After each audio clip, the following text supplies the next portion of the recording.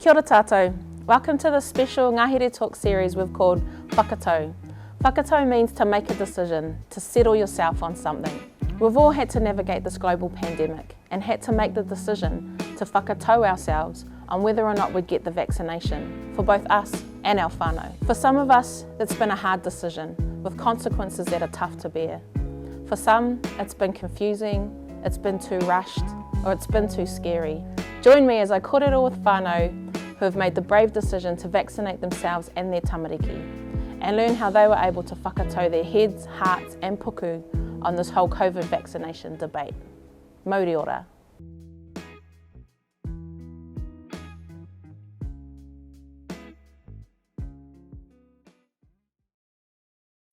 Well, kia ora tātou, welcome back to our third and final episode of Whakatau, where we're exploring how whānau have been experiencing COVID-19, and in particular the tamariki vaccination. So it's awesome to have the super talented and creative Bodie friend. Kia ora e hoa. Kia ora, it's good Thank to be you here. for joining us today to talk about you and your whānau's experience. Oh, so my pleasure. why don't we kick off by letting you just introduce yourself. What do you want to know? Everything. Full pepeha please, followed by waiata. Nah. Whatever you like. However you want to introduce yourself is all good. Bodie friend from born and raised, well, mostly Manawa, South Auckland, proud. Yep. Single father, engaged, a single father of 3. My 2 youngest live with me and my eldest lives with his mum. Work in the communications, digital content space. That's about me. Do you want to learn my whakapapa? Yeah, of course. Through my dad, Ngati Pukenga, Tapuika, and through my mum, Waikato, Ngati Apakura, Ngati Hikairo. Yeah, so it's been an interesting journey as well. Yeah. Learning about my identity here. Yeah, awesome. Another podcast. Hard out the podcast. We just recently found a pretty cool whakapapa connection, Yeah. Which is really choice. But thanks for joining us today. So you got 3 tamariki. How old are the 2 that live at home with you? 13 and 10. 13 and 10. Yeah. Oh, awesome. And then the older one? 19, yeah. Oh, geez. How old were you, like 2 when you had a... Well, I look young, but, I'm actually turning 40 this year. Oh, young, the big young 40. at heart, yeah. Yeah, well, thank you for jumping in on this kōrero today. First of all, tell me a little bit about, when it comes to hauora, to well-being and health in your whānau, how do you generally think about hauora and make decisions for the health of your family? Yeah, no, it's really important to me and for my kids. Do I get it right all the time? No, I don't. But it's always there. It's always in the mind. Me and my 2 youngest live with extended whānau, so my parents, my nan, and my brother. So there's a lot going on. There's a lot of benefits to that, especially from a hauora perspective. But it comes with its challenges as well. My mum's a nurse, so that's also helpful from what she brings to that conversation. For me, it's just for my kids, it's really just finding that balance or getting them off devices, because that's where they're drawn to. And it's hard for me because I can almost seem hypocritical in the sense that I work in that space and I'm always on devices from a mahi point of view. Yeah. So I'm working. You guys are just watching cartoons. It's different. So that's been the big focus. And I guess the other side of things, we also go to church as well. So from a spiritual perspective, that helps in that area.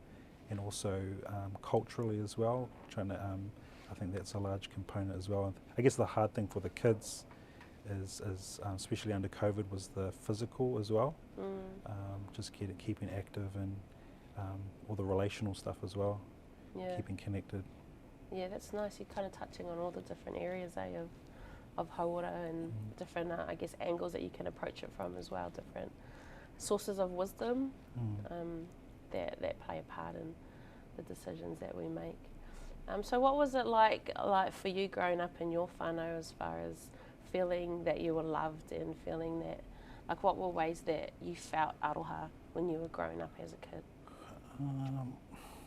Yeah, I think we had a pretty good childhood, I think, and knew that we were loved. And I think looking at different areas, I think being Māori like is gathering with whānau.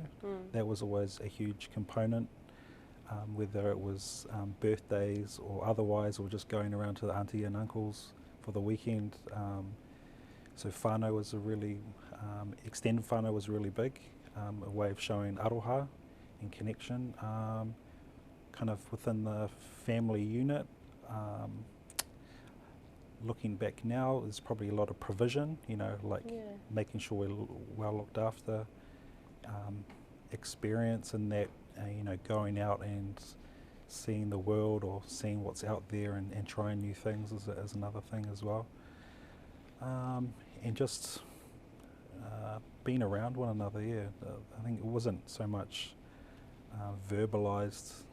In that sense, things have changed a bit, but always felt loved and cared for. Yeah. That's awesome, eh? Yeah. Lucky guy. It's pretty, I think when you get older, you can see that it's those simple things and feeling loved and feeling included and stuff growing up that helps you as an adult. Oh, 100%, because when you become an adult, you see how, and you know, for kids as well, and family circumstances, is how brutal the world is, and how important it is to have aroha, and how blessed you are to have a whānau support where others may not have. I'm not saying it was all perfect, but I definitely take away, you know, a lot of the blessings and things I could be grateful for through that time. Yeah, awesome. So let's get into the whole COVID journey for you guys, eh? Yeah. I mean, it's obviously been 2 years now. I feel like when you talk about COVID, you talk about the first COVID, the first lockdown, then second lockdown, then the other one, and then just last year. But like what has it chapters. been exactly? What has the journey of COVID been like for you and your family? It's been crazy. Like I think I first kind of really noticed it. Obviously, it was in the news what was happening around the world. As I travelled to Perth for mahi, and as we were coming back, there was a little COVID station. If you're feeling unwell, if your temperature's high, come over. And I was like, oh, you know, and it's a passing thing. You know, we've had like viruses crop up in different areas of the world before, and then it got real quick. And you know, I reflect a lot about through the COVID journey, through the lockdowns, how it's affected whānau, mahi. You know, if I look at each area, the first one was, you know, I'm a bit of an introvert, so staying home doesn't really bother me. Dream come true, eh? Lockdown. So I was a bit like that too. Netflix and whatnot, but you know, that changed as well. Especially when it involved extended whānau, the whole order of everyone, especially the kids, and what it meant for them to be away from school, what it meant to be doing mahi differently. Probably some of the reflections I've thought about in the first lockdown was I probably overdid it with the mahi. You know, we try to make something happen where it probably didn't need to, because kind of the whole world kind of stood still for a bit, and we didn't really know what was going to happen though, right? Yeah, that's true. Shit, what am I going to do there? Probably a little regret really was not spending more time with whānau.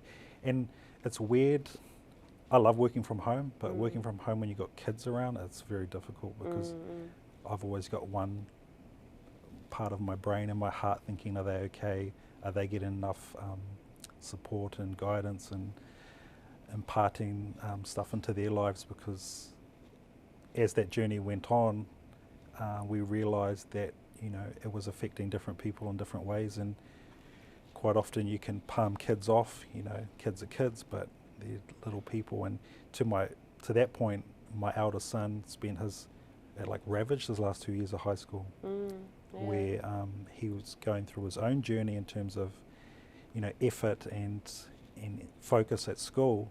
But then when you strip away things like exams and the balls and all the things that you'd normally do, that changed quite a lot as well. So that was really, really different. And I mean, by the time we got to the last lockdown, I was like, oh man, this is rough. So that last one was rough, eh? Yeah. I found that really hard as well. Only because like if I didn't have mahi, it would be sweet. But you're kind of trying to do two things at the same time. And as a single parent, and even with whānau support, I just don't like burdening them, even though no one will ever say that's a burden, but a responsibility. You know, talk about raising a child. It takes a village. Well, you know, during COVID, it was like it took an extended whānau house to help me with the kids. So yeah, it was pretty How difficult. awesome that you had that already in place, eh? Yeah, it was really good, except for when we started to get COVID, and then we almost had to the intricacies around obviously living with my nan. She's 80 plus, so we like really didn't want her to cop it. And so when it did enter the house through the kids, we almost had 3 mini bubbles within the home. So it was a bit of networking and communication and a few different structures that we put in place. So everyone in the house has had it? Everyone now except for my nan. Yeah. Oh wow. So, and that stretched over the kind of the 6 months. Yeah. Kids got it early. Obviously, when they opened the schools, like, the kids can go back to school. It's sweet. Boom. Kids got it straight away. Omicron for everyone. Yeah. And then, I mean, I'd spent a lot of time with them during that period. I mean, I was pretty overly cautious with them. Like, I was wearing masks around them. I was like, nah, you can't hug me for another 7 days.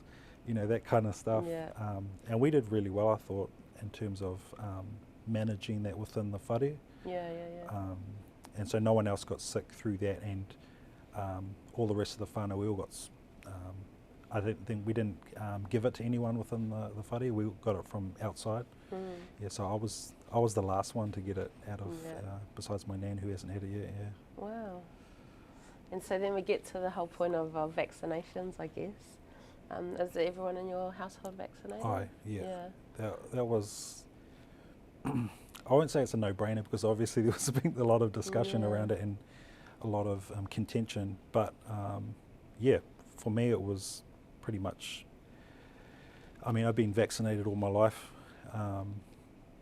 Probably I lived in England, in the north of England for a couple of years, and just after that time they had the mad cow disease thing, and even to this day I'm not allowed to give blood because of it. Wow. So that stuff like that's always been kind of part of our life, like in terms of dealing with disease and virus, or being aware of it, but also like I've always had my flu vaccine, so I just never, when it first came up I was just like, oh, we'll just get it done and it is what it is. It wasn't until kind of months after when the dialogue started to come up that oh, you can't tell me what to do, all these mandates and stuff. It's like we'd already done it, and my nan was like, for us as a whānau, my nan was like the first in as soon as she could. She did, and then you know, did everything go smoothly? Kyle, no, but for us as a whānau, we jumped on that waka pretty early. Yeah, and I guess it would help having someone in the health system, a health professional in the whānau that already feels confident in that space, eh? Yeah, and there were a lot of narratives going on through that period, and even now.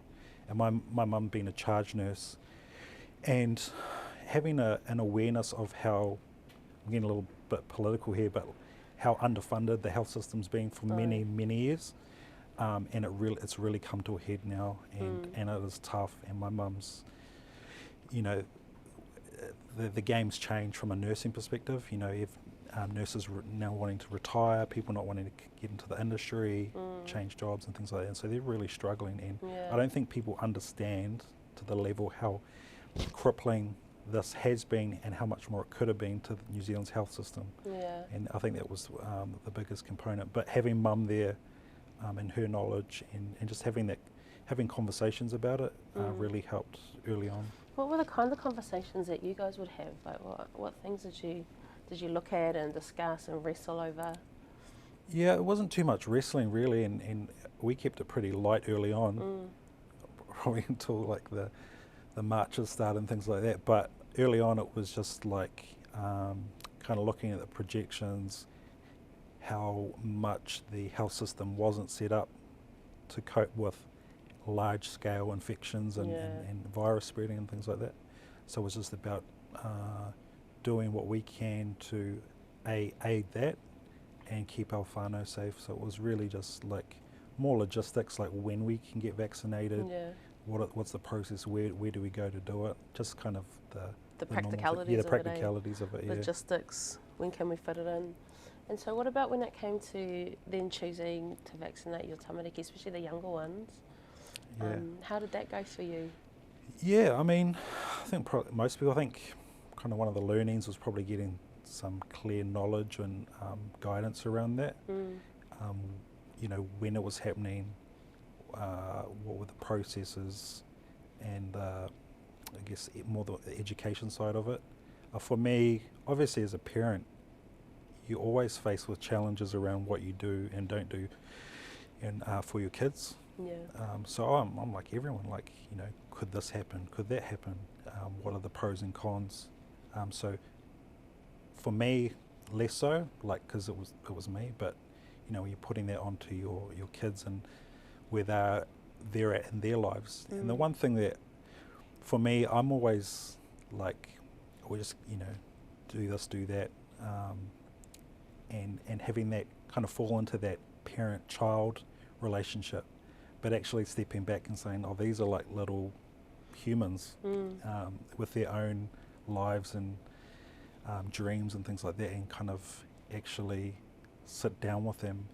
And probably, like, I don't think anyone like took a moment to understand that this is a global pandemic. Like that's our generations had never seen. So I was kind of talking to them and saying, like, this has never been seen in our lifetimes. I was saying, my nan who's 80, she's never been through anything like this. So this is epic in terms of like movie scale problems.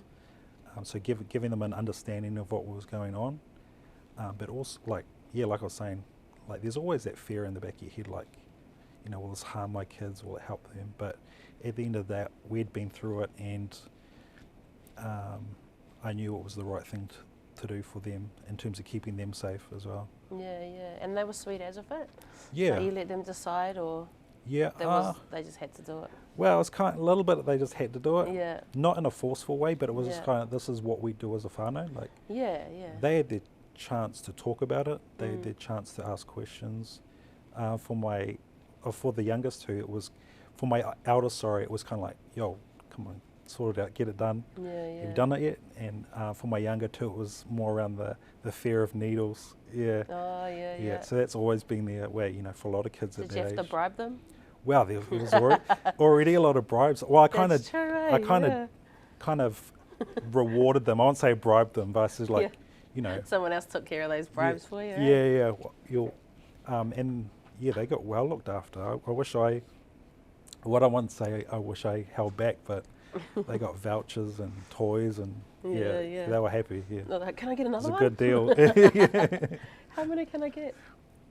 So you're saying you just did the second jab just recently?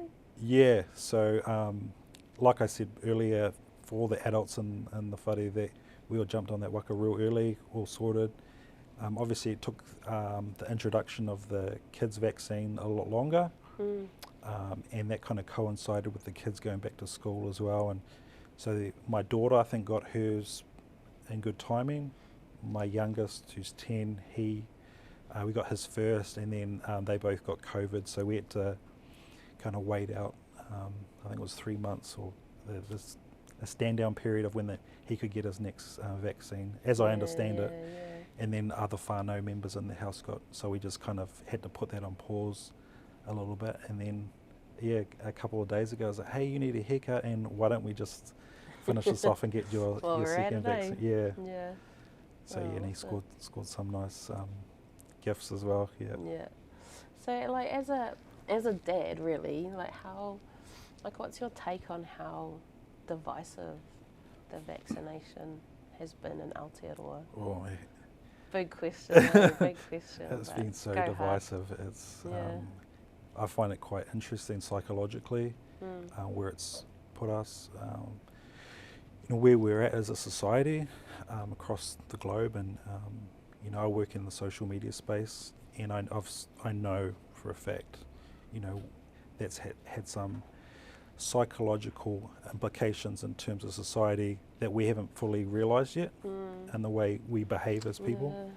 So that's, and that in terms of where we get our information from, but also behaviours and triggers and things like that.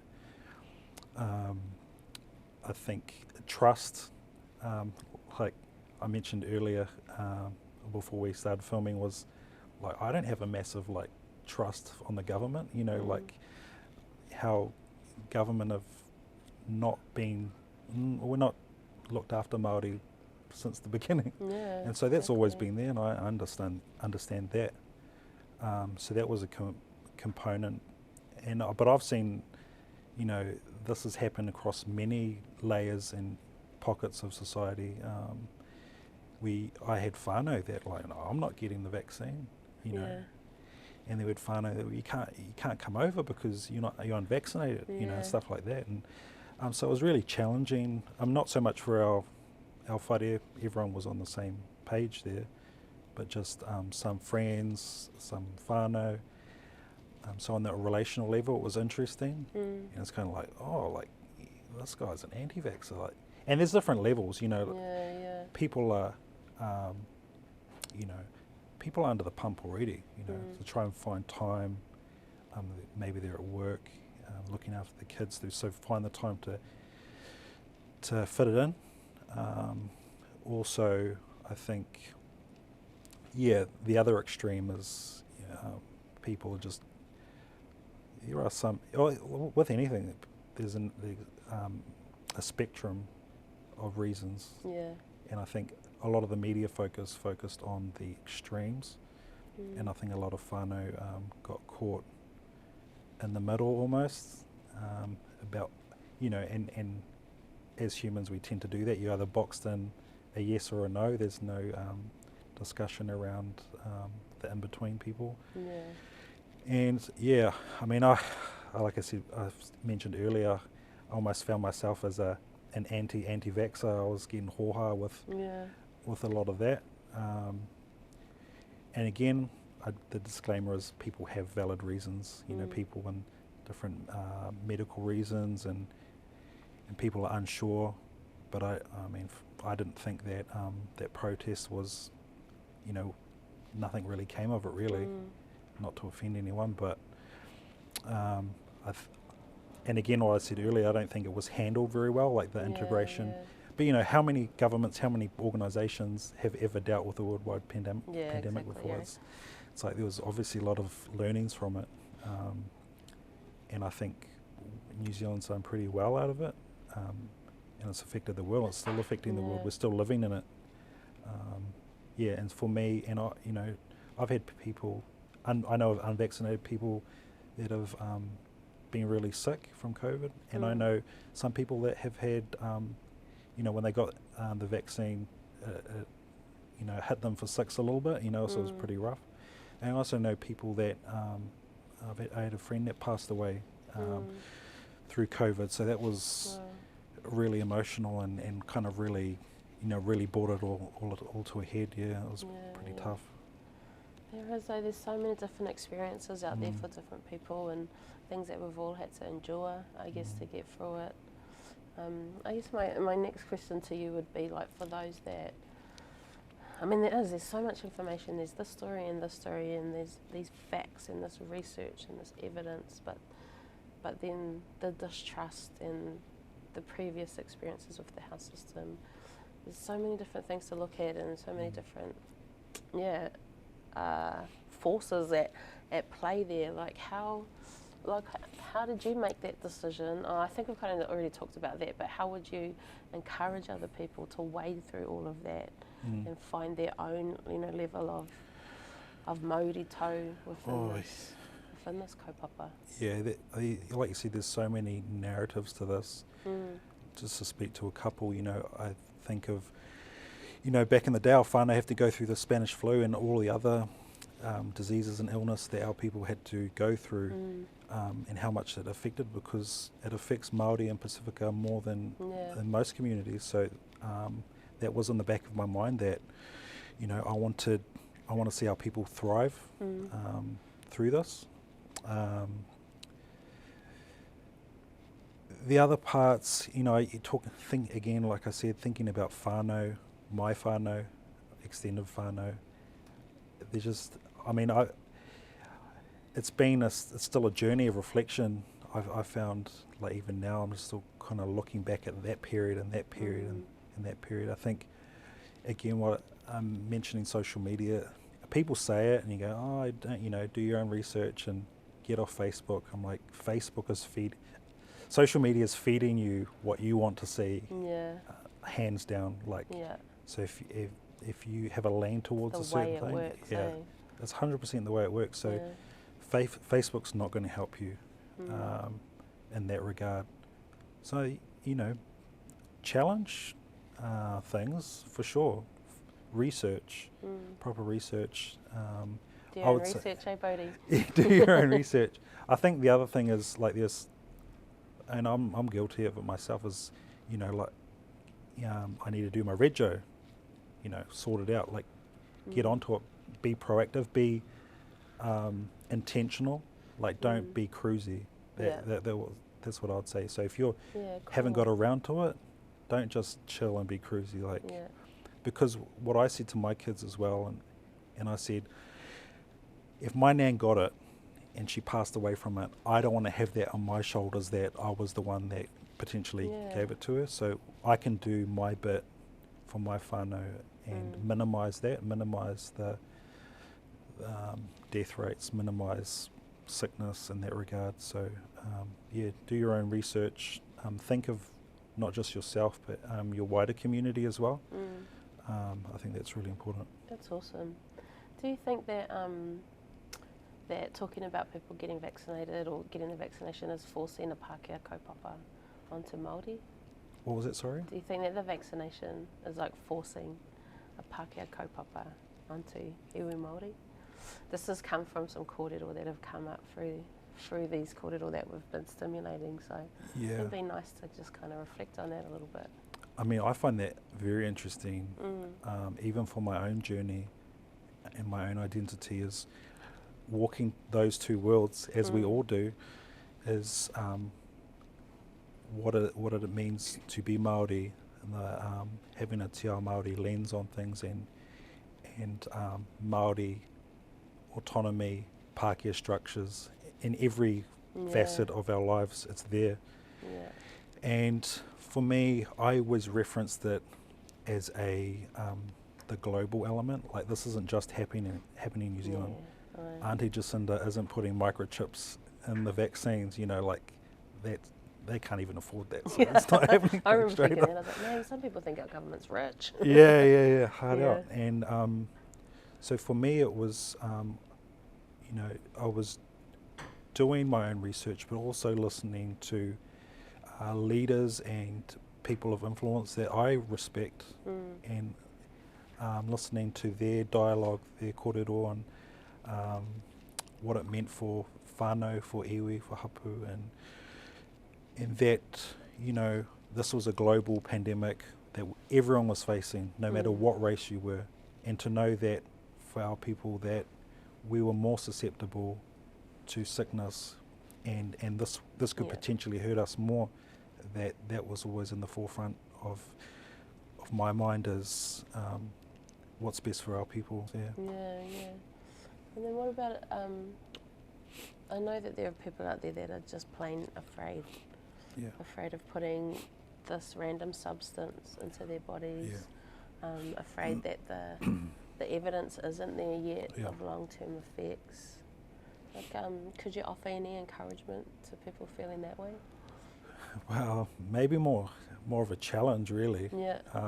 My other whakaaro on that is, I could get a drink from the dairy. I've got no idea what's in that drink, unless I'm sitting there looking at the ingredients. But there's just a general trust in what we consume in other areas, whether it's food, whether it's going back to social media. There's a lot of trust there that we just, in our everyday lives, 6 o'clock news, we trust that this is legit. You know, the food that we're eating, we trust that these companies are looking after us. And then all of a sudden, it didn't extend to this, you know, if I was getting spied on, if I was, you know, if anything of that nature was happening, I wouldn't put it in a vaccine. I'd be putting it in Facebook, or I'd be putting it in coffee, you know, like Yeah. I would just, challenge that in that way. Like, you know, that you can't say on one hand and then be sweet with it in every other aspect of your life. Yeah. And, you know, I always thought of it, you know, like people talk about big pharma and that. I always thought, well, they're all at that time were tasked with getting this sorted, and they want to be the first to do it as well, because it's good for them. But all the pharmaceutical companies were pretty much like, you know, the Planeteers and Captain Planet. You know, they'll put their forces together. Yeah. And, you know, again, Not everyone's going to get that reference. Yeah. It didn't go all smooth, you know. Yeah. And do I fully trust it? You know, but it was the best option for me and my whānau. Yeah. Oh, beautiful, Bodie. We've actually come to the end of our kōrero today. It went really quickly, eh?